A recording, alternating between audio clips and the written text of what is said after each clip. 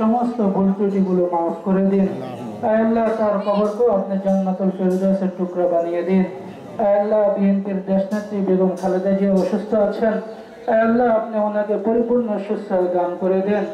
আল্লাহ তারেক রহমান সাহেব অসুস্থ আছেন, আল্লাহ ওনাকে সুস্থতার সহিত দেশে ফিরে আসার তৌফিক দান করেন। আল্লাহ এছাড়া বিএনপির ঢাকা দক্ষিণের মহানগরের মজনু ভাই অসুস্থ আছেন।